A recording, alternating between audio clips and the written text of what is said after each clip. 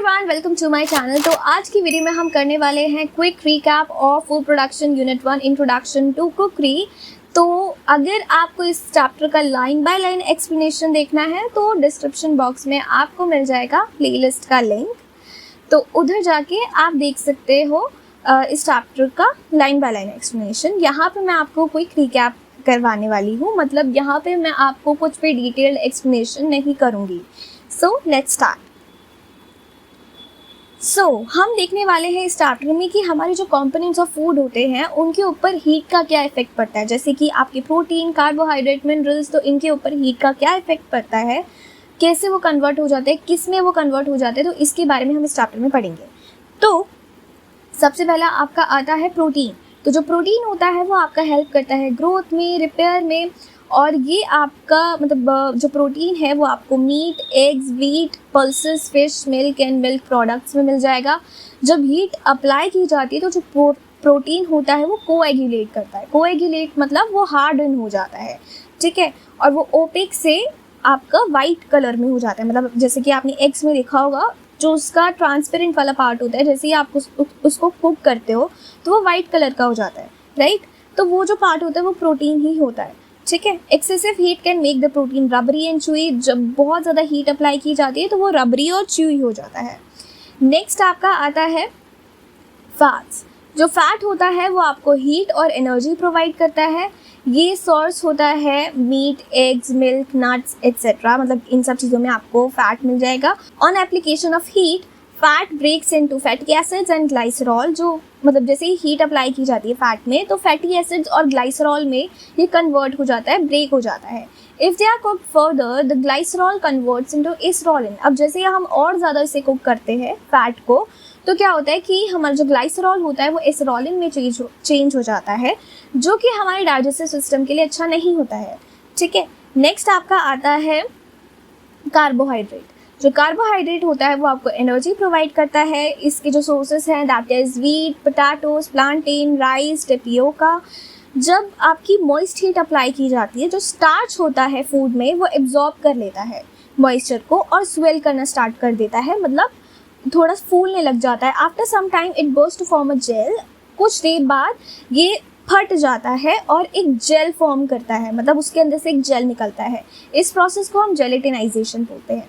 और जब dry heat apply की जाती है, जो कार्बोहाइड्रेट होता है वो थोड़ा सा ब्राउनिश कलर का हो जाता है और इसे हम कैरेमलाइजेशन बोलते हैं, ठीक है।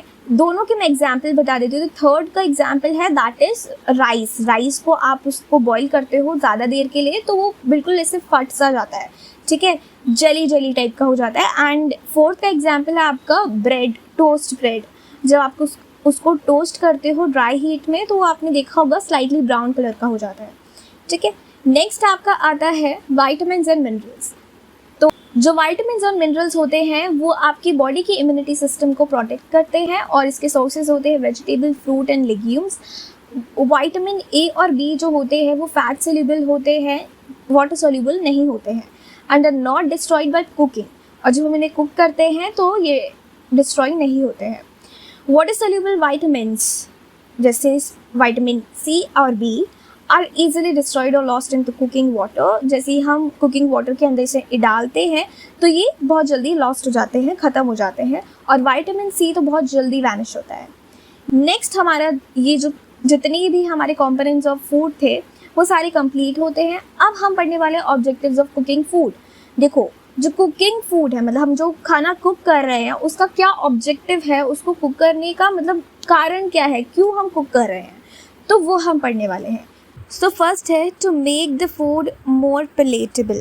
जो हमारा फूड है वो ज़्यादा टेस्टी बने इसलिए हम उसे कुक करते हैं। To help in the digestion process since the food components are broken down by the effects of heat. Heat के इफेक्ट्स की वजह से हमारा जो फूड होता है वो पहले से बहुत ज़्यादा मतलब टूट जाता है, तो इस वजह से डाइजेशन प्रोसेस में हेल्प मिल जाती है, ठीक है।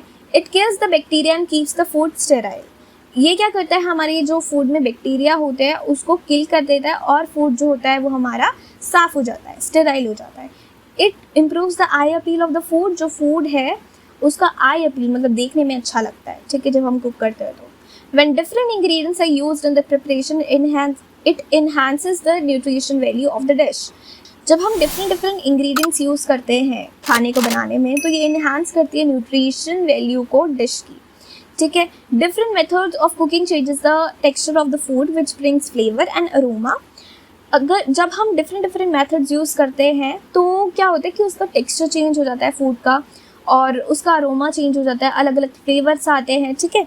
Cooked food can be stored for a longer time. जो कुक्ड फूड है उसको हम ज़्यादा देर तक रख सकते हैं। सो यहाँ पे आपका जो पूरा चैप्टर है हमने उसका क्विक रिकैप कर लिया है। मैं फिर से बताती हूँ कि ये क्विक रिकैप है, इस वजह से मैंने आपको चैप्टर बहुत ज़्यादा जल्दी पढ़ाया है। अगर आपको चैप्टर का लाइन बाय लाइन एक्सप्लेनेशन देखना है तो डिस्क्रिप्शन बॉक्स में आपको प्लेलिस्ट मिल जाएगी, जहाँ पे आपको सभी चैप्टर्स के लाइन बाय लाइन एक्सप्लेनेशन का वीडियो मिल जाएगा। So thanks for watching.